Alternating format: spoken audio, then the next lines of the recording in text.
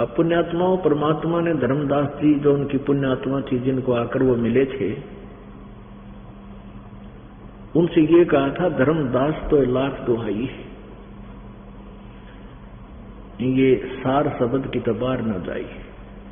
फिर कहा कि धर्मदास तो लाख दुहाई, ये मूल ज्ञान की तबार न जाई। अभी जो मैं तुझे तत्व ज्ञान बता रहा हूं, इसको कहीं सार्वजनिक ना करना, भी लिपिबद्ध अवश्य कर देना, सार्वजनिक मत करना। ऐसा ही हुआ, अभी तक ये ज्ञान हमारे सदग्रंथों में विद्यमान था। परमेश्वर जी ने अपनी प्यारी आत्माओं सभी को बता रखा था, उन्होंने इनको लिपिबद्ध तो कर दिया, लेकिन समाज में इसको खोला नहीं। अब समय आया था इसको खोलने का। इस दास की मजदूरी दी दास को, जो आज आपके समक्ष वही सदग्रंथ प्रमाण कर रहे हैं कि कबीर इज गॉड, वो परमात्मा कबीर है जो ऐसे लीला करता, वो पूर्ण परमात्मा है, जिसका वेद गवाही दे रहे हैं। अब पुण्यात्मा, हम थोड़ा सा वेदों से और लेंगे, जिससे आपको और विश्वास हो। वो परमात्मा जैसे वेदों में लिखा है, ऋग्वेद मंडल नंबर 1, सूक्त नंबर 31, मंत्र नंबर 17 में, इस वेद ज्ञानदाता ब्रह्म ने, जो गीता ज्ञानदाता है, श्री कृष्ण में प्रवेश करके जो गीता बोल रहा है, वही वेदों का ज्ञान दे रहा है।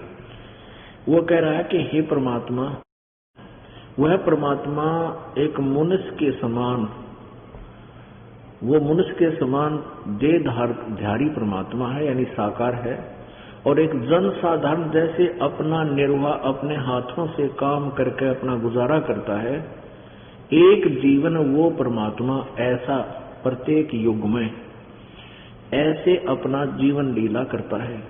और हे परमात्मा, आप उसी तरह फिर आओ, जो एक साधारण मनुष्य की तरह आप लीला करके जाते हो और यथार्थ ज्ञान बताते हो। एक बार फिर आओ और अपनी प्यारी आत्माओं को वहां सतलोक में प्रतिष्ठित करो। इस दास ने इसका अनुवाद किया है, पहले ये पढ़िए, फिर इनका किया हुआ आसानी से सुनना होगा। इसमें है, ये देखिएगा, ऋग्वेद मंडल नंबर 1, सूक्त नंबर 31, मंत्र नंबर 17। ये है ऋग्वेद मंडल नंबर 1, मंत्र सूक्त नंबर 31, मंत्र नंबर 17। ये है मूल संस्कृत।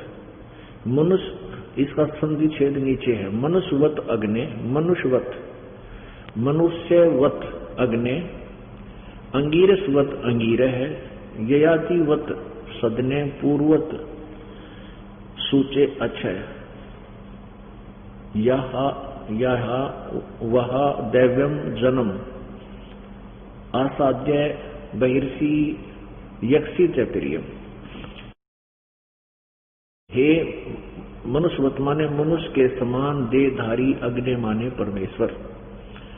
मनुष्यवत अग्नि, मनुष्यवत अग्नि, ये इकट्ठा है, ये संधि छेद है, मनुष्यवत अग्नि। हे मनुष्य के समान देहधारी परमेश्वर, अग्नि माने परमेश्वर, जैसे कि आप मनुष्य के तेजों में शरीर के समान, अंगीरह माने देहधारी हो, यानी हल्का तेजों में शरीर धारण करके अपने शरीर को अर्थात अपने रूप को सरल करके प्रत्येक युग में अपने सुचे माने पवित्र घर अर्थात ऊपर के सतलोक से आते हो। पूर्ववत यानी पहले की तरह, मनुष्य के समान अर्थात जैसे मनुष्य प्रयत्न करके कार्य सिद्धि करता है, वैसे ही आप मनुष्य के समान कार्य करते हो। हे प्यारे परमेश्वर, हमें अच्छी प्रकार प्राप्त होजिए तथा हमें प्राप्त कीजिए, यानी अपनी शरण में हमें शरण में लीजिए। इस काल के लोक से बाहर सतलोक में अपने जन को अर्थात अपने भक्त को देव स्वरूप अच्छी आत्माओं में स्थायी रूप से प्रतिष्ठित कीजिए।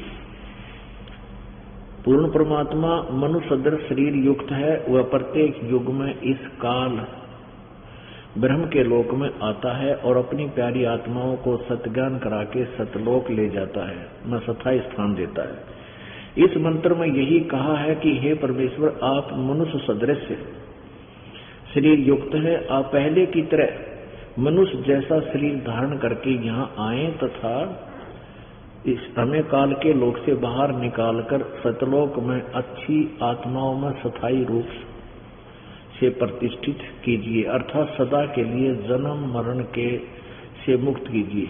यही प्रमाण ऋग्वेद मंडल नंबर 9 सूक्त 95 मंत्र 16 में है कि साधक जन शास्त्र अनुकूल साधना करके भक्ति के बल से वहां चले जाते हैं जहां पहले वाली सृष्टि के देव स्वरूप यानी अच्छी आत्माएं रहती हैं। अब देखेंगे, ये तो इस दास ने अनुवाद किया है इसका, लेकिन इस दास के अनुवाद पर आपको तो विश्वास होगा ही, लेकिन हमने तो उस जन साधारण को भी साथ लेना है जो अभी तक भ्रमित हैं। तो वो ये सोचते हैं इन अज्ञानी अनाड़ियों की बातों पर कि रामपाल तो जो है ना संस्कृत भाषा नहीं जानता, और ये ऋषि महर्षि जी ने अनुवाद किया, ये संस्कृत के माहिर थे और वो ठीक अनुवाद किया करते। तो कुछ उन्होंने भी उनके द्वारा भी कुछ ठीक हो गया और कुछ अड़ंगा कर दिया। अब इस तत्व ज्ञान से वो ठीक भी, वो गलत कर रखा भी ठीक हो जाएगा, हम ठीक कर लेंगे इसको। ये देखिएगा ऋग्वेद मंडल नंबर 1 सूक्त नंबर 31, ये महर्षि दानव द्वारा ही अनुवादित है। ये प्रथम मंडल है।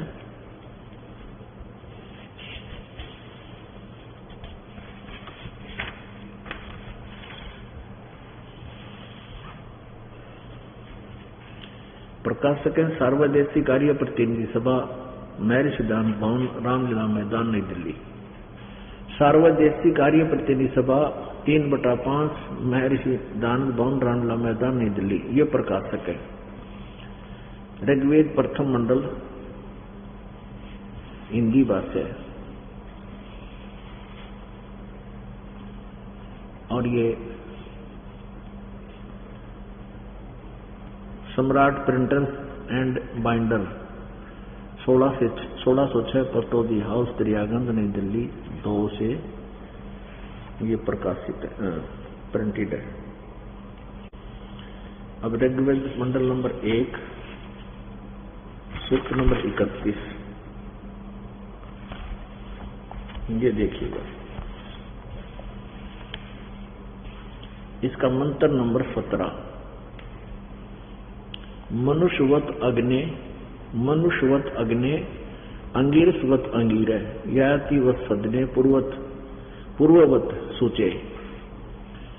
हे सूचे माने पवित्र, अंगीर माने प्राण के समान धारण करने वाले, अग्नि माने विद्याओं के सर्वत्र व्याप्त अध्यक्ष, अग्नि माने इसने ये अध्यक्ष लिख दिया। आप मनुष्यवत, ये देखना ध्यान से, मनुष्यों के जाने आने के समान, शरीर व्यापत प्राण वायु के सदृश, राज्य कर्म व्याप्त पुरुष के तुल्य। वाह, जैसे पुरुष यज्ञ के साथ कर्मों को सिद्ध करते कराते हैं, वह जैसे उत्तम प्रतिष्ठा वाले विद्वान विद्या देने वाले हैं, वैसे सबको प्रसन्न करने हारे विद्वानों में अति चतुर मनुष्य को अच्छी प्रकार प्राप्त होजिए। क्या अर्थ बना इसका? उस मनुष्य की विद्या और धर्म की ओर प्राप्त कीजिए तथा उत्तम मोक्ष के साधन में सचित और वहां उसको प्रतिष्ठित कीजिए। इसका सीधा सा अर्थ इसने स्पष्ट किया है यहाँ पर कि जैसे पुरुष यानी मनुष्य यज्ञ के, जैसे पुरुष व्यक्ति कर्मों को सिद्धि करते कराते हैं, जैसे उत्तम प्रतिष्ठा वाले विद्वान विद्या देने वाले, पूर्ववत का अर्थ देख लो, इसने अड़ंगा के रखा है। पूर्ववत माने पहले की तरह। इधर बालक 4वीं 8वीं कक्षा का बच्चा बताया जिसका अर्थ किया उसे। तो इन्होंने ये अड़ंगा इसलिए किया क्योंकि ये भगवान को ना तो साकार मानते और ना ही ऐसे आगमन मानते। ये तो दानव की छुरी है, लेकिन वेद को ये कहां तक छुपा सकता है? अब आपको दिखाते हैं वेदों में क्या लिखा है। वो परमात्मा साकार है और मनुष्य सदृश है, वहां से गति करके यहाँ आता है, अपनी प्यारी आत्माओं को मिलता है और उनको ज्ञान देता है। अब देखो ऋग्वेद मंडल नंबर 9, ये आपने कुछ समय पहले देखा था। ये प्रकाशक है सार्वदेशिक कार्य प्रतिनिधि सभा, महर्षि दान भवन, रामलीला मैदान, नई दिल्ली 2 से छपा। ये इनके फॉर्म फैक्शन। यहां इन्होंने झूठ बोला है कि ये ऋग्वेद आर्य भाषा भाष्य यानी अनुवाद महर्षि दान सरस्वती करते, नहीं, ये झूठ बोला है। ये दिखाते हैं अभी आप। ये कहां से छपा है? मुद्रक का Prince offset printers 1510 Pataudi house, Daryaganj, Nai Delhi. अब यहां दिखाते हैं एक दूसरा। ये देखो इन्होंने ऋग्वेद भाषा भाष्यम, इस ऋग्वेद के बारे में यहां क्लियर किया है। भाष्यकार यानी अनुवाद करता कौन कौन है? महर्षि दानव सरस्वती ने केवल मंडल 1 से लेकर 6 तक अनुवाद किए हैं। उसके बाद श्रीपाद दामोदर सातवलेकर ने मंडल 7 से लेकर 10 तक किए हैं। अब इससे सिद्ध हो गया कि महर्षि दानंद ने, इससे सिद्ध हो गया कि महर्षि दानंद ने ये 9 और 10 मंडल का अनुवाद नहीं किया। इसलिए इसमें कुछ सच्चाई पागी हमने इनके द्वारा अनुवाद में, अन्य के द्वारा अनुवाद में। नहीं तो यो कति गड़गोबर कर जाता था, इनका अनुवाद भी करता है क्योंकि मर गया बीच में, बढ़िया हो गया ना, तो और बना काम खराब कर जाता। अब इनके द्वारा किए गए अनुवाद से आप जी बहुत जल्दी समझेंगे, मानेंगे। ये वही है सारदेश, लेकिन ये अनुवाद महर्षि दानंद का नहीं है, ये किसी अन्य का है जो इसने इसमें लिखा है अपने वे। अब इसमें लिखा है इन्होंने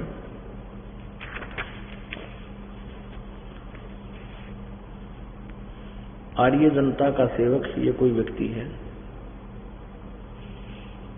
इसने सभा मंत्री ने इस पर टिप्पणी की है और ये भूमिका में इसने अनुवादकर्ता ने लिखा है। ये वैद्यनाथ शास्त्री ने इसका अनुवाद किया है। 1 मंडल 9 मंडल का, एक ने कराया है 10 का, कोई और है दूसरा। हमने इसमें जो तथ्य है वो देखेंगे।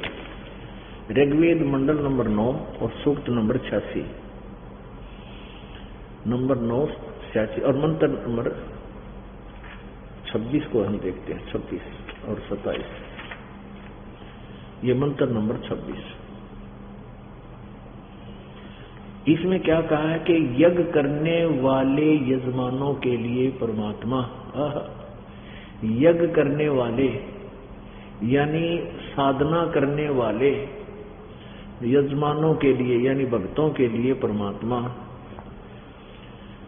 सब रास्तों को सुगम करता हुआ उनके विघ्नों को मर्दन करता है और उनको पवित्र करता हुआ और अपने रूप को सरल करता हुआ, यानी साकार है तभी तो रूप आया है इसमें,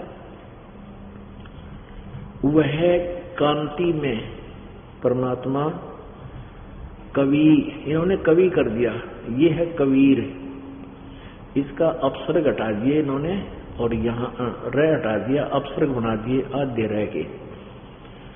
कवि सर्वज्ञ, इसका अर्थ कर दिया सर्वज्ञ। कवि कोई भी सर्वज्ञ नहीं होता। और इसका अर्थ है कि वो अपने रूप को सरल करता हुआ वह कांति में परमात्मा कबीर विद्युत के समान क्रीड़ा करता हुआ वर्णीय पुरुषों को प्राप्त होता है। वर्णीय माने श्रेष्ठ अच्छी आत्माओं को, वर्णीय पुरुष को प्राप्त होता है, अच्छी आत्मा को, नेक आत्मा को मिलता है विद्युत की गति से, यानी बहुत तेज चाल से आके। अब 27 में देखें, प्रेम की वे सैकड़ों धाराएं, ये अनुवाद थोड़ा गलत किया इन्होंने, जो नाना रूपों में सतिथि को लाभ कर रही हैं, वे परमात्मा को प्राप्त होती हैं। ये यहाँ अर्थ इसका ये है कि वो पुण्यात्मा जो परमात्मा की तरफ में है और जिनको भगवान आकर मिलता है, उनको ज्ञान देता, वही उनको प्राप्त करती है। प्रकाश पुंज परमात्मा को बुद्धि वृत्तियां विषय करती हैं। जो परमात्मा ध्रुवलोक के तीसरे पृष्ठ पर विराजमान है, वहां पर एक देशीय है, ध्रुवलोक के तीसरे पृष्ठ पर विराजमान है, जो एक देशीय है, एक स्थान पर रहता है और प्रकाश रूप है। आप देखिएगा ऋग्वेद मंडल नंबर 9 सूक्त नंबर 82, ऋग्वेद मंडल नंबर 9 सूक्त नंबर ये 82 और इसका मंत्र नंबर 1। इसमें स्पष्ट किया है कि जो सर्वोत्पादक प्रभु प्रकाश रूप सद्गुणों की वृष्टि करने वाला और पापों का हरण करने वाला पाप नाशक, वह राजा के समान राजेव यानी राजा के समान दर्शनीय है। राजा के समान दशम यानी दर्शनीय है और वह पृथ्वी आदि लोकांतरों के चारों ओर शब्दमान हो रहा है, गूंज रहा है। वह वर्णीय पुरुषों को, जो श्रेष्ठ आत्माओं को, जो दृढ़ भक्त है उसको, जो दृढ़ भक्त है उसको पवित्र करता हुआ प्राप्त होता है। जिस प्रकार विद्युत आकाशीय बिजली सने वाले स्थानों को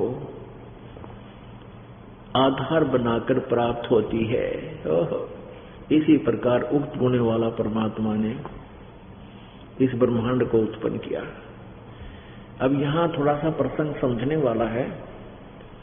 अब इसमें क्या बताया है कि वो परमात्मा राजा के समान देखने योग्य है, साकार है और वो ऊपर ध्रुवलोक के तीसरे स्थान पृष्ठ पर रहता, तीसरे स्थान पर, और वहां से गति करके आता है, श्रेष्ठ पुरुषों को मिलता है जो दृढ़ भक्त होते हैं और अपने शरीर का जो तेज है उसको हल्का, अपने तेजों में शरीर को हल्का करके सरल करता हुआ वो कबीर देव, ये कवि कहते हैं, हम उसको कबीर भगवान बोलते हैं, कबीर भगवान, कबीर साहब। वो आता है, वो किन को मिलता है? उन अच्छी आत्माओं को मिलता है जिनको वो मिलकर कुछ, जिनको मिल सकता है, जिनके लिए वो विशेष, जिन पर आकर्षित है। क्या बताते हैं कि जो जन मेरी शरण है ताका हूं मैं दास और गेल गेल ला गया फिर जब तक धरती आकाश। यानी उन पुण्यात्माओं को ही मिलता है। जैसे आकाशीय बिजली काशी के बर्तन पर ही गिरती है, तकरीबन काशी का जो बर्तन बाहर रखा जावा, जैसे धातु होती थी काशी, हमने देखे उसके बेले और थाली होया करते, गिलास होया करते, कटोरे होते थे। और हमारी दादी माँ कहा करती कि वर्षा के समय में काशी का कोई बर्तन बाहर ना रहना चाहिए, बिजली गिर जाया करे, ऐसा कोई कनेक्शन है उसका। तो ऐसे ही वो परमात्मा इसी स्वभाव से, यानी जिनके वो मिलना चाहते हैं, जिनके वो प्रिय हैं, उन्हीं को आकर मिलता अच्छी आत्माओं। और वो क्या करता है, यह देखिएगा, ऋग्वेद ऋग्वेद मंडल नंबर 9 सूक्त नंबर 82 का। अब एक तो आपने पढ़ लिया, 2 में देखो। अब 2 में ये 2 है। हे परमात्मन, उपदेश करने की इच्छा से आप, यानी ज्ञान देने की इच्छा से आप महापुरुषों को प्राप्त होते हो, महापुरुषों को मिलते हो, और आप अत्यंत गतिशील पदार्थ के समान हमारे आध्यात्मिक यज्ञों को प्राप्त होते हैं। आप कबीर हैं। आप, इन्होंने कवि का अर्थ लिख दिया, सर्वज्ञ हैं। आप कबीर हैं, कबीर देवस, कबीर वेदस्य। आप कबीर हैं। ये कबीर, कबीर ये ऊपर लिखा, कबीर वेदस्य। आप कबीर हैं। हम इसको एज इट लिख दें, कबीर देव हैं, कबीर। हम उसको कबीर साहब कहने लगे। शुद्ध स्वरूप हैं। हमारे पापों को दूर करके हे परमात्मा, सो मन हे परमात्मा आप हमको सुख दें। ये रह गया 82 का 2 है। ऋग्वेद मंडल नंबर 9 सूक्त नंबर 82 का मंत्र नंबर 2 आपने पढ़ा। इसमें क्या लिखा है कि हे परमात्मन, उपदेश करने की इच्छा से आप महापुरुषों को प्राप्त होते हो, और आप अत्यंत गतिशील पदार्थ के समान हमारे आध्यात्मिक यज्ञ को प्राप्त होते हैं, यानी बहुत तेज गति से आते हैं। आप कबीर देव हैं, कबीर हैं। अब हम आपको दिखाते हैं, यहां देखिएगा 3 नंबर में, ऋग्वेद मंडल नंबर 9 सूक्त नंबर 82 का मंत्र 3 है। पवित्र यज्ञों में रक्षा से आप प्राप्त होते हैं, और पृथ्वी आदि लोक लोकांतरों में गति करते हुए सर्वव्यापक आप, सर्वव्यापक नहीं आप है, आप माने आप, यानी चलकर स्वयं गतिशील होकर विराजमान होते हैं।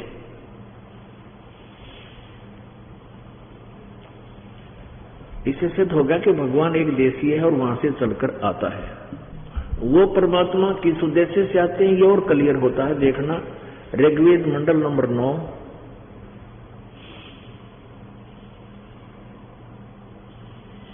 ऋग्वेद मंडल नंबर 9 सूक्त नंबर 20 और इसका मंत्र नंबर 1। इसमें लिखा है पर कबीर देव, यो कबीर देव, कबीर साहब, सीधा लिखा है कबीर देव, कबीर साहब। यहां देखिए, हे परमात्मा, वह परमात्मा यो कबीर देव है, कबीर साहब है। यहां लिखना था कबीर देव है, कबीर साहब है। अब ये कंसेप्ट और क्लियर करना पड़ेगा। ये देखिएगा,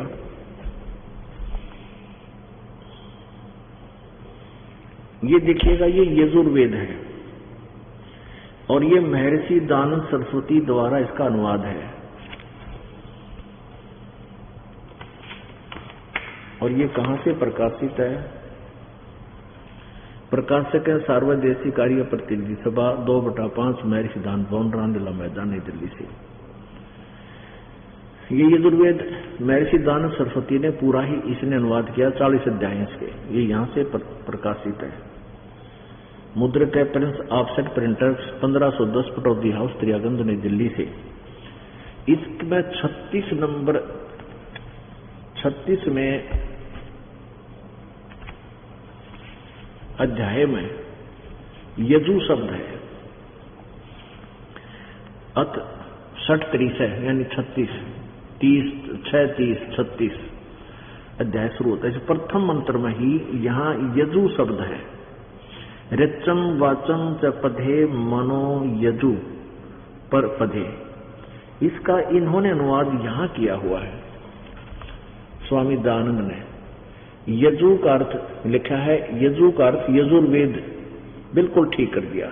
क्योंकि जहां ये यजु लिखा है इसको यजुर कहो, यजु कहो। जैसे यहां देखो इस मेन पे, जिल पे, ये यजुर्वेद है और इसको इसके अपसर्ग ही लगा दी, रे छोटा कर दिया, रे छोटा हटा दिया और इसको ऐसे भी लिख दिया, तो भी ये यजुर्वेद ही कहा जाएगा, जैसा कि स्वामी जी ने यहां कहा है इसके अनुवाद में। यजु का अर्थ यजुर्वेद को बिल्कुल ठीक कर दिया। तो दास यही कहना चाहता है कि ये कबीर देव है। ऋग्वेद मंडल नंबर 9 और सूक्त नंबर 20 में, सूक्त नंबर 20 में, मंत्र नंबर 1 में यहां लिखा है पर कबीर देव है। ये कबीर देव है, तो यहां लिखना वह परमात्मा कबीर देव है। ये लिखा ना कबीर देव, कबीर यहां तो लिख दिया सही। अगर यहां केवल कबीर ही होता तो भी हम इसको कबीर देव लिखें। यदि कहीं कवि की महिमा है वो अलग बात है, लेकिन यहाँ परमात्मा की महिमा, वह परमात्मा कवि नहीं हो सकता। ओनली कवि नहीं, वो कबीर देव है, मेधावी है। यहाँ अर्थ कर दिया, अर्थ तो किससे का कर दे। वह परमात्मा कबीर देव है और सबका रक्षक है। विद्वानों की तरक्की के लिए, यानी विद्वानों की तरक्की के लिए ज्ञान को देता है और सहनशील है और संपूर्ण दुष्टों को संग्राम में त्रिकृष करता है। ये गुण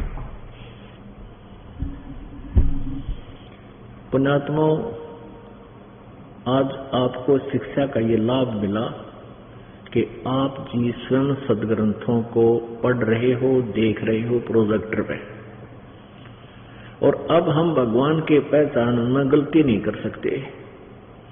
जो गलती हमसे हो चुकी है उसको अब छोड़ देंगे, सत्य मार्ग को हम ग्रहण कर लेंगे। और इतने प्रमाण देखकर जो मूड नहीं मानता वो भक्ति की योग प्राणी नहीं है, चाहे कितना ड्रामा कर ले। बगैर किसी चीज का निर्णय किए हम अंधविश्वास में कहीं भटक रहे हैं, वो हमारी नालायकी है।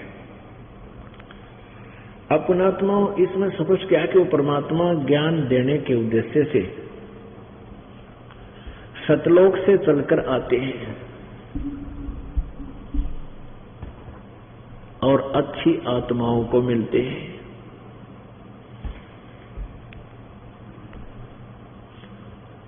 वो परमात्मा जब 5 वर्ष के हो गए, कलयुग में परमात्मा कबीर जी कबीर नाम से, अपने वास्तविक नाम से आए, जो वेदों में और पुराणों में, कुरान शरीफ में वर्णित है। तो उन्होंने एक दिन क्या देखा, एक विवेकानंद नाम का ऋषि, महर्षि रामानंद जी का शिष्य, रामानंद जी ने 1400 शिष्य बना रखे थे और उनके सबके नगर और नगर में अलग अलग क्षेत्र बांट रखे थे कि तुम उनको संभालो, तुम्हारा वो क्षेत्र है, उनमें इस ज्ञान का प्रचार करो, ऐसे। और स्वयं भी रह कर उनमें 1 वर्ष में 1-2 बार प्रत्येक के क्षेत्र में जाते थे। तो विवेकानंद जी एक दिन सत्संग कर रहे थे और विष्णु जी को सर्वेश्वा बता रहे थे। इनका कोई माता नहीं, कोई पिता नहीं, ये सर्व सृष्टि रचनहार हैं, कुल के मालिक हैं, यही पूजा के योग्य हैं। परमात्मा कबीर जी वहां बैठे थे उनकी पालस उतारने के लिए।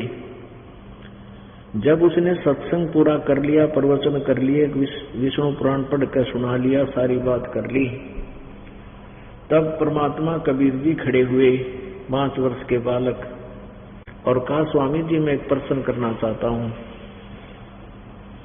स्वामी जी ने कहा कि बोलो बच्चा, क्या प्रश्न है तेरा।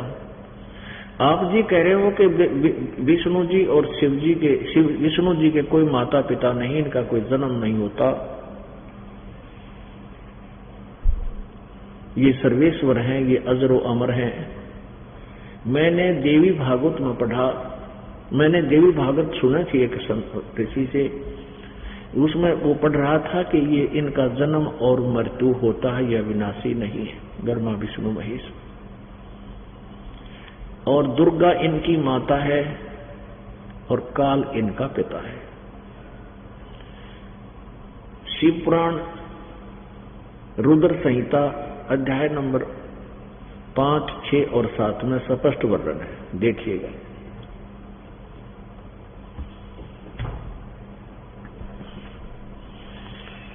ये शिव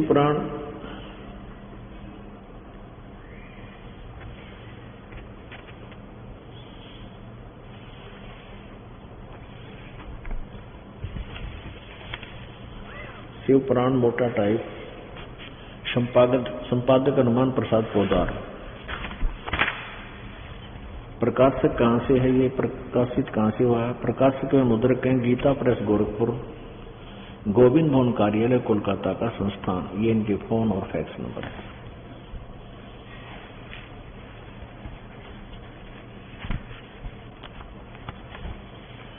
इसमें 98वें पृष्ठ पर देखिएगा, रुद्र संहिता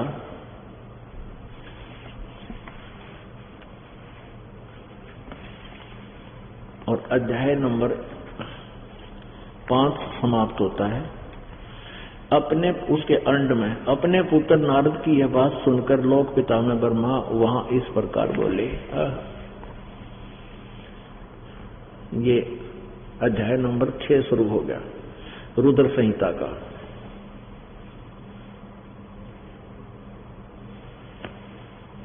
ब्रह्मा जी ने कहा, ब्रह्मन देव शिरोमणे, तुम सदा समस्त जगत के उपकार में ही लगे रहते हो। तुमने लोगों के हित की कामना से बहुत उत्तम बात पूछी है। जिसमें समस्त चराचर जगत नष्ट हो गया था, सर्वत्र केवल अंधकार ही अंधकार था। न सूर्य दिखाई देते थे, न चंद्रमा, अनान्य ग्रहों का और नक्षत्रों का भी पता नहीं था। न दिन होता था न रात, अग्नि पृथ्वी वायु जल की भी सत्ता नहीं थी। उस समय तत् सद ब्रह्म, इस श्रुति में जो सत सुना जाता है एकमात्र वही शेष था। यह देखना प्रश्न नंबर 100 पे 98 आप 199 आपने पढ़ लिया। जिस परब्रह्म के विषय में ज्ञान और अज्ञान पूर्ण, ब्रह्मा जी देखो बतापा कह रहे हैं कुछ ज्ञान कुछ अज्ञान पूर्ण उक्तियों द्वारा इस प्रकार विकल्प किए जाते हैं। उसने कुछ काल के बाद द्वितीय की इच्छा प्रकट की, अपने भीतर से एक से अनेक होने का संकल्प उदित हुआ।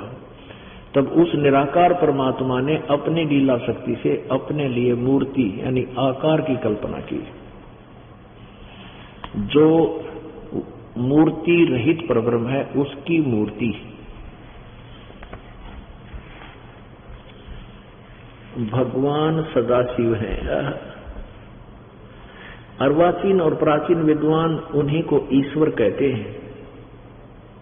उसमें एकाकी रहकर स्वेच्छा अनुसार व्यवहार करने वाले उन सदाशिव ने अपने विग्रह से स्वयं ही एक स्वरूप भूता शक्ति की सृष्टि की, जो उनके अपने श्रीअंग से कभी अलग होने वाली नहीं थी। उस पराशक्ति को प्रधान प्रकृति गुणवती माया बुद्धि तत्व की जननी तथा विकारित बताया गया है। वह शक्ति अंबिका कही गई है। उसी को प्रकृति सर्वेश्वरी और त्रिदेव जननी, ये दुर्गा के बारे में बताई जा रही है। उसको प्रकृति, ये प्रकृति शब्द याद रखना। आप जी को गीता जी में आप दास आपको इनकी उत्पत्ति सिद्ध करेगा। जो प्रकृति दुर्गा को कहते हैं ये याद रखना, वहां काम आएगा। उसी अंबिका कही गई है, उसी को प्रकृति सर्वेश्वरी त्रिदेव जननी, ब्रह्मा विष्णु महेश की माता, नित्य और मूल कारण भी कहते हैं। सदाशिव द्वारा प्रकट की गई यह सदाशिव काल है। इसके शरीर से यह निकली थी, परमात्मा ने निकाली थी। यो ब्रह्मा कुछ सच्ची कुछ झूठी मिलाकर यह कथा सुना रहा है। उस शक्ति के 8 भुजाएं, हो गया क्लियर, या दुर्गा है 8 भुजाएं वाली, और नाना प्रकार के आभूषण उसके श्री अंगों की शोभा बढ़ाते हैं। वह देवी नाना प्रकार की गतियों से संपन्न है और अनेक प्रकार के अस्त्र शस्त्र धारण करती है। हो गया स्पष्ट। एकाकिनी होने पर भी वह माया संयोग वसात अनेक हो जाती है। वे जो सदाशिव हैं उन्हें परम पुरुष ईश्वर शिव शंभु और महेश्वर कहते हैं। अब इस काल के बारे में बता रहा है ब्रह्मा, वे अपने सारे अंगों पर, वे अपने सारे अंगों पर भस्म रमाए रहते हैं। उन काल रूपी ब्रह्म ने, ये काल रूपी ब्रह्म आ गया ना ठिकाना बात, ये काल है। उन काल रूपी ब्रह्म ने एक ही समय शक्ति यानी दुर्गा के नाथ नहीं साथ शिवलोक नामक अक्षेत्र का निर्माण किया था। उस उत्तम अक्षेत्र को काशी कहते हैं। वह परम निर्वाण व मोक्ष का स्थान है जो सबसे ऊपर विराजमान। वे प्रिया और प्रियतम, वे पति पत्नी रूप में शक्ति दुर्गा और शिव ये काल है जो परमानंद स्वरूप है, उस मनोरम अक्षेत्र में नित्य निवास करते हैं। काशीपुरी परमानंद रूपिणी है। मुने शिव और शिवा ने प्रलय काल में भी कभी उस अक्षेत्र को अपने सानिध्य से मुक्त नहीं किया। यहाँ देखना, ब्रह्मा जी बता रहा है नारद जी को, देव से एक समय उस आनंद वन में रमण करते हुए शिवा और शिव के वन में यह इच्छा हुई कि किसी दूसरे पुरुष की सृष्टि करनी चाहिए, यानी कोई बालक उत्पन्न करना चाहिए, जिस पर यह सृष्टि संचालन का महान भार रखकर हम दोनों केवल काशी में रहकर सब इच्छा अनुसार निर्वाण धारण करें। ऐसा निश्चय करके शक्ति सहित सर्वव्यापी परमेश्वर शिव ने, काल ने अपने वाम भाग के 10वें अंग पर अमृत मल दिया, यानी पति पत्नी व्यवहार किया। फिर तो वहां से एक पुरुष प्रकट हुआ, यानी एक बालक उत्पन्न हुआ।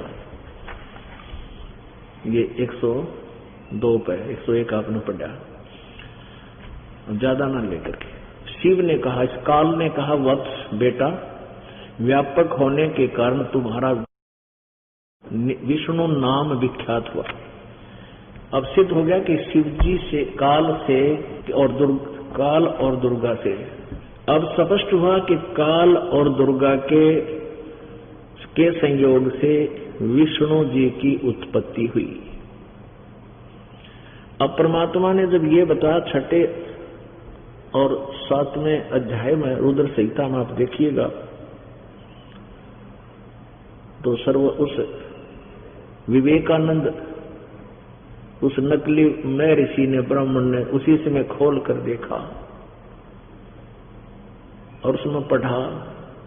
संस्कृत में होता था उस समय, ये हिंदी अनुवाद ये नहीं करते थे, कभी समाज ने बेरा पट गया। तो जिसका उसने पढ़ा उसमें ये तो लिखा, देख लिया कि ऐसा ये उत्पन्न हुआ। कहने लगा तू क्या समझे सदग्रंथों को, अरे तू अनपढ़, अरे अशिक्षित, क्यों दुनिया को भ्रमित कर रहा है, ऐसा कुछ नहीं लिखा है। अपनी आंखों देखकर भी बकवाद कर दी उसने। अब देखना, अब ये 6वां अध्याय यहां समाप्त हुआ। ये संक्षिप्त शिव पुराण रुद्र संहिता, ये 6वां अध्याय यहां समाप्त हो गया। इसमें शिव जी की उत्पत्ति दुर्गा और काल से स्पष्ट होगी। शिव ने, काल ने कहा, बेटा व्यापक होने के कारण तुम्हारा विष्णु नाम विख्यात हुआ। अब 7वां अध्याय यहां शुरू हो गया। प्रश्न नंबर 103 पे यहां ब्रह्मा जी कह रहे मेरी उत्पत्ति भी इसी प्रकार उन्हीं दोनों से हुई। ब्रह्मा जी कहते हैं देव से, तत्पश्चात कल्याणकारी परमेश्वर सांब सदाशिव यानी काल ने पूर्ववत प्रयत्न कर ले। देख लो, पूर्ववत माने पहले की तरह। ये आपने अभी ऋग्वेद मंडल नंबर 1 सूक्त नंबर 31 के मंत्र नंबर 17 में संस्कृत में देखा था, पूर्ववत पहले की तरह। और उस अनाड़ी ऋषि दानंद नकली ने उसका वर्णन किया डंगा कर रखा है, यज्ञ के करने वाले फलाना दकड़ा। पूर्ववत माने पहले की तरह प्रयत्न करके, यानी जैसे विष्णु उत्पन्न किया, मुझे अपने दाहिने अंग से उत्पन्न किया।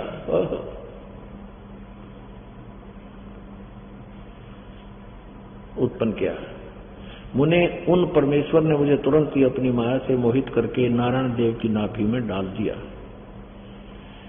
और लीलापूर्वक मुझे वहां से प्रकट किया।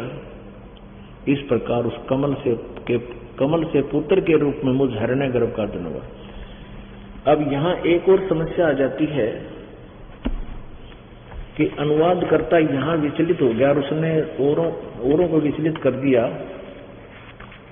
कि शिव से शिव की उत्पत्ति कैसे लिखूं। यहां देखिएगा 110 पृष्ठ पे रुद्र संहिता का शिव पुराण रुद्र संहिता और इसका ये 9वें अध्याय के लास्ट में लिखा है, इस प्रकार ब्रह्मा विष्णु और रुद्र इन 3 देवताओं में गुण है, परंतु शिव गुणातीत माने गए हैं। अब आपको 25 और 26 और दिखाते हैं इसी पुराण में, जिससे और कति क्लियर हो जाएगा। प्रश्न नंबर 25 और 26। ये एक स्थिति है, एक समय ब्रह्मा और विष्णु का, एक समय ब्रह्मा और विष्णु का इस बात पर युद्ध लड़ाई होगी। विष्णु जी कहने लगा मैं तेरा बाप, ब्रह्मा जी कहता मैं तेरा बाप। तो इस विष्णु जी में और ब्रह्मा जी में झगड़ा हो गया, लट्ठम लट्ठा। तो ऊपर से एक इस काल ने ऊपर से एक तेजो में ऊपर से पोल घेर दिया, पिलर स्तंभ। ये दोनों लड़ना भूल गए, अब इसको देखने लगे ऊपर नीचे जाकर ये कहाँ कितना लंबा चौड़ा है। इतना में युग काल शिव रूप धारण करके आ गया। इन दोनों से प्रश्न उत्तर करने लगा। ब्रह्मा, ये प्रश्न नंबर 26 है, 24 यहां 25 पे आपको दिखाते हैं। 25 और 26 पे ये निर्णय होगा कि इस काल से और है, सदा शिव से अलग है ब्रह्मा विष्णु महेश और रुद्र। ब्रह्मा और विष्णु ने पूछा प्रभो सृष्टि आदि 5 कर्तों के लक्षण क्या हैं, हम दोनों को बताइए। भगवान शिव बोले। अब ये भगवान शिव की ही वार्ता चल रही है। प्रश्न नंबर 26 पे हम यहां आते हैं। वो काल बोला पुत्रो तुम दोनों ने तपस्या करके प्रसन्न हुए मुझ परमेश्वर से सृष्टि और सतीथि नामक 2 कृत्य प्राप्त किए हैं। ये हो गया ब्रह्मा विष्णु महेश तुम दोनों को। और फिर लिखा है कि इसी प्रकार मेरी विभूति स्वरूप रुद्र और महेश्वर में 2 अन्य उत्तम कृत्य, ये ने है मैं नहीं, ने 2 उत्तम कृत्य, अन्य उत्तम कृत्य संहार और तिरोभाव मुझसे प्राप्त किए। ये सिद्ध हो गया। 2 तो ये ब्रह्मा और विष्णु और 2 रुद्र और महेश्वर, और ये बोलनी है चौथा 5वां, ये बोलने वाला कोई और 5वां है। इससे सिद्ध हो गया कि ये काल के बेटे हैं रजगुण। अपने आत्माओं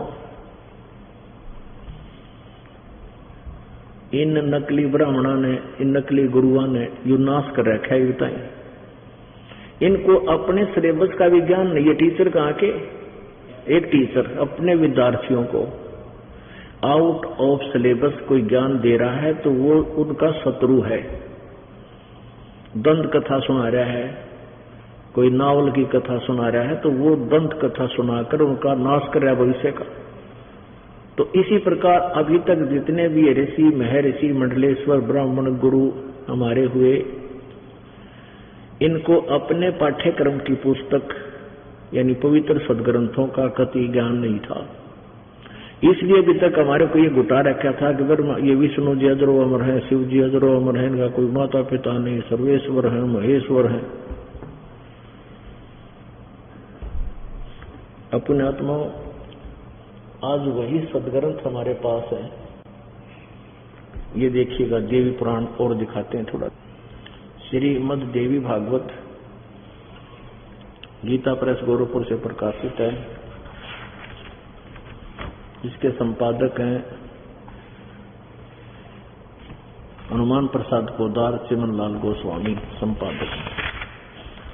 प्रकाशक हैं मुद्रक गीता प्रेस गोरखपुर, गोविंद भवन कार्यालय कोलकाता का संस्थान। ये इनके फैक्स और फोन नंबर है। इसके 123 पृष्ठ पर दिखाते हैं।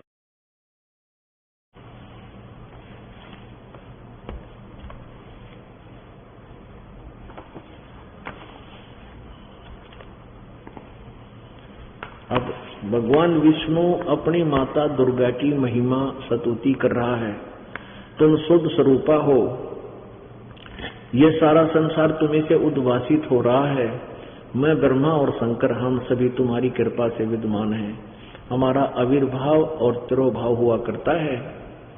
हमारा तो आविर्भाव माने जन्म और तिरोभाव माने मृत्यु, हमारा तो आविर्भाव और तिरोभाव जन्म और मृत्यु होता है, केवल तुम ही नित्य हो, जगत जननी हो, प्रकृति और सनातनी देवी हो। भगवान शंकर बोले, महाभाग देवी, यदि महाभाग विष्णु तुम्ही से प्रकट हुए हैं तो उनके बाद उत्पन्न होने वाले ब्रह्मा भी तुम्हारे बालक हुए, फिर मैं तमोगुणी लीला करने वाला शंकर क्या तुम्हारी संतान नहीं हुआ? अर्थात मुझे भी उत्पन्न करने वाली तुम ही हो। ओह, शिवे तुम्हारे संसार, तुम संपूर्ण संसार की सृष्टि करने में तुम बड़ी चतुर हो। इस संसार की सृष्टि, स्थिति और संहार में तुम्हारे गुण सदा समर्थ हैं। उन्हीं तीनों गुणों से उत्पन्न हम ब्रह्मा, विष्णु एवं शंकर, यानी रजगुण ब्रह्मा, सतगुण विष्णु, तमगुण शिव जी नियमानुसार कार्य में तत्पर रहते हैं, यानी हम केवल वर्क डन ही दे सकते हैं, इसमें कोई चेंज नहीं कर सकते। पुण्यात्मा, उस अनाड़ी विवेकानंद ऋषि महर्षि जी को परमात्मा ने बताया कि ऐसे ऐसे ये प्रमाण है, ये नासवान है।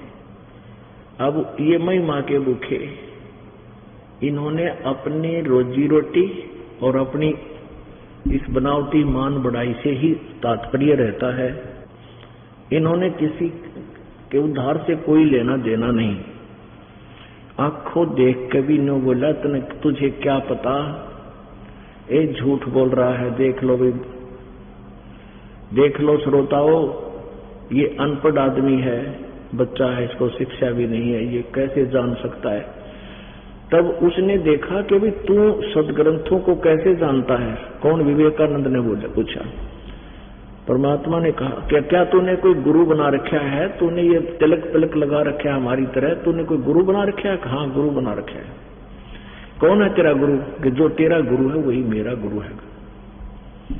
इस बात से वो विवेकानंद बहुत दुखी हो गया और वास्तविक, अपने वास्तविक उस उद्देश्य से हटकर, वास्तविक विषय से हटकर उस ढीठ की तरह कहने लगा, देख लो भाइयों कितना झूठा है, कपटी है। ये कहता है कि मैंने मेरे गुरुजी से, ये कहता है कि इसने मेरे गुरुजी यानी महर्षि रामानंद श्री 1008 श्री रामानंद जी ब्राह्मण से उपदेश ले रखा है। ये कौन जाति का है तू? अब उस परमेश्वर के बोलने से पहले श्रोता कहने लगे तो उस नीरू धानक का बेटा है, दुल्हे का पुत्र है। देख लो भैया कि ये झूठ बोल रहा है, झूठा कपटी है, इसको संस्कृत आती नहीं, ये क्या जाने संस्कृत, इस पुराणों के बारे में, झूठा है, कपटी है, ये है वो। और तूने क्या कहा कि स्वामी रामानंद जी से तूने नाम ले रखा है, वो तो ब्राह्मण है, तू शूद्र जाति का, तुम्हारे तो दर्शन भी नहीं करते वो। कल तुम आना भाई सभी श्रोताओं को, देखना इसकी वहां सामत आएगी और गुरु जी को जाके बताऊंगा। अब परमात्मा कबीर जी अपने घर चले गए। उस विवेकानंद ने स्वामी रामानंद जी से कहा, स्वामी जी आज तक हमारी नाक काट ली। एक दुल्हे का बालक कहता है मैंने स्वामी रामानंद जी से नाम ले रखा है, गुरु बना रखा है। हे भगवान, हम तक कहते मुंह दिखाने जोगे नहीं छोड़े उसने। रामानंद जी उठर बैठर गुस्सा हो गया, वो झूठ बोलता है, कपटी है, उसको कल मेरे सामने पेश करो और जिनके सामने उसने ये बात कही है उन सबको एकत्रित करो।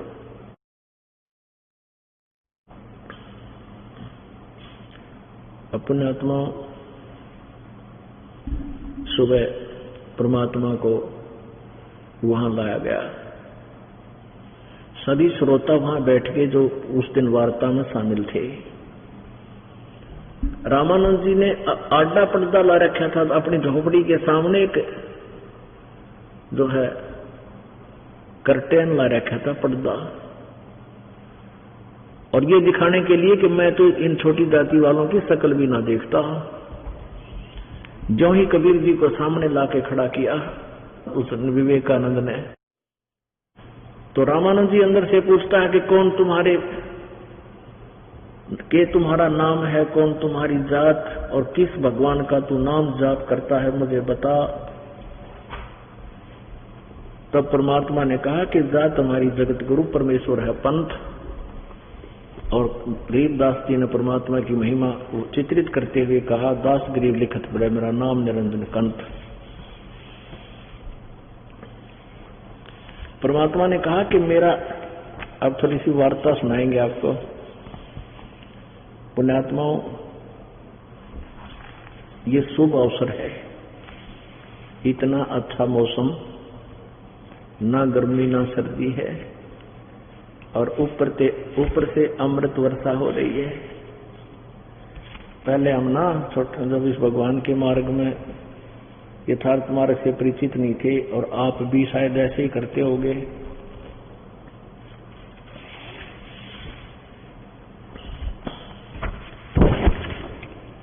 आप भी ऐसे ही करते हो। क्या करा करते हो, पहले वीसीआर होया करते और इसी बड़ी बड़ी कैसेट होया करती खोसड़ा सी, और वो 3 घंटे की एक होती थी फिल्म, किराए पर लिया करते, और वीसीआर 100 रुपये एक दिन के, एक रात के।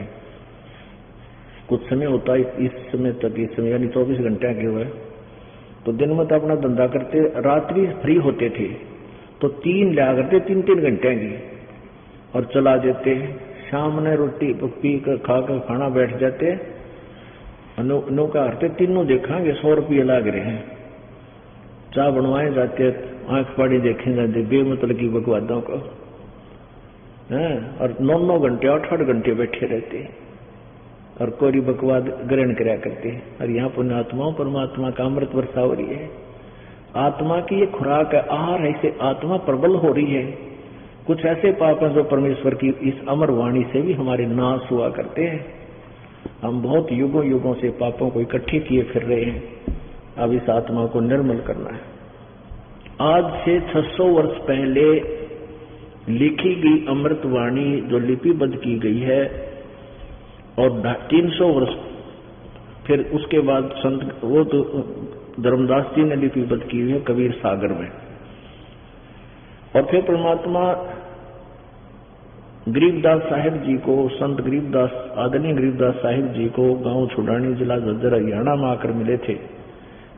उस समय भी उन्होंने ये लीला की थी, कंवारी गाय का दूध अपने आशीर्वाद से आशीर्वाद दिया था। कंवारी गाय ने दूध दिया था जो परमात्मा ने पिया था, और गरीबदास जी को सतलोक ले गए थे उनकी आत्मा को, फिर वापस छोड़ा था।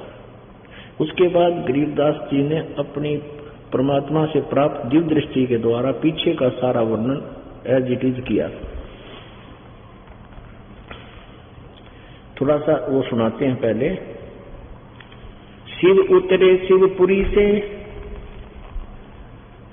अविगत बदन विनोद, मैं के कमल खुशी भये, फिर लिया ईश को गोद। नजर नजर में मिल गई, किया ईश परिणाम, धन मोमिन धन पूर्णा, धन का सीनी काम। अन ब्यावर को दूहत है, अन ब्यावर कंवारी गाय को दूता दुआ है, दूध दिया तत्काल, और पीवे बालक ब्रह्म गति, तांसी भय दयाल। यानी ये बताना चाहता था दास के इस वाणी में पहले ही लिखा हुआ है कि वो कंवारी गाय से परमात्मा ने दूध पिया था, और 25 दिन तक वो निराहार रहे थे। अब प्रसंग जो चल रहा है उसी की कुछ वाणी आपको सुनाते हैं। रामानंद जी प्रश्न कर रहे हैं, परमात्मा उत्तर दे रहे हैं। ये वार्ता एक आत्मा और परमात्मा का संवाद है। पुण्यात्मा, आप और हम के लिए ये संकेत है, संदेश है।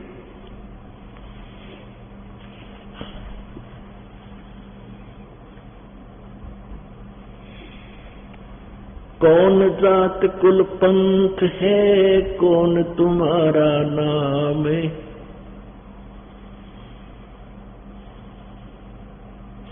आडा पड़दा नायक रामानंद भोजनते, दास गरीब कुरंग छवि अदर धाक कूदंत, अदर डाक कूदंत। रामानंद जी न्यू दिखाने के लिए ब्राह्मण समाज को कि मैं तो इसके दर्शन भी ना करता, छोटी जाति जुलाहे के। पर्दा ला लिया गए और अंदर से नो कूद रहा है, गुस्से में आकर जैसे मर्ग कूद जाकर खड़े ऐसे जंप लगा रहा है, गुस्से में आकर नो तू पैर पटक रहा है, तू क्या क्या पूछता है, कौन जात कुल पंथ है, कौन तुम्हारा नाम है। दास गरीब आधीन गति फिर बोलत है बलि जाऊं मैं। गरीबदास जी कहते हैं परमात्मा कबीर जी बहुत विनम्र होकर जैसे गुरु जी के सामने शिष्य बोलते हैं,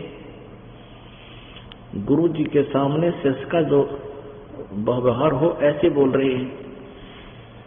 जात हमारी जगत गुरु परमेश्वर है पंथ, दास गरीब लिखत पड़े मेरा नाम निरंजन कंत।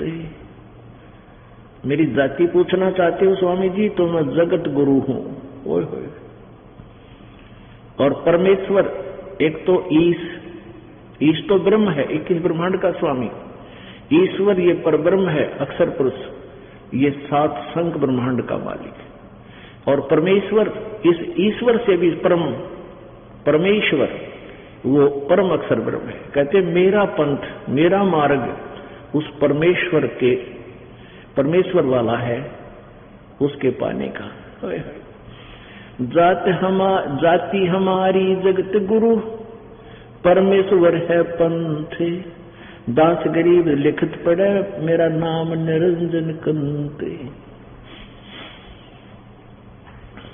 अब रामानंद जी के कहे क्या बोले, रे बालक सुन दुर्बुद्धि, ए दुर्बुद्धि बालक, क्योंकि ये सारे सबकी बुद्धि एक जैसी काम कर रही थी। अब सभी परमात्मा को निराकार मानते थे और विष्णु जी का उपासक रामानंद जी वो भी कहता है, रे मूर्ख, परमेश्वर कहता है कि तू अपने आप को भगवान कहता है, तेरा शरीर दिख है, तू तो साकार खड़ा है। विष्णु जी की मूर्ति रखा है और फिर भी भगवान को कहता हो तो निराकार है, दिखाई थोड़ा देता है।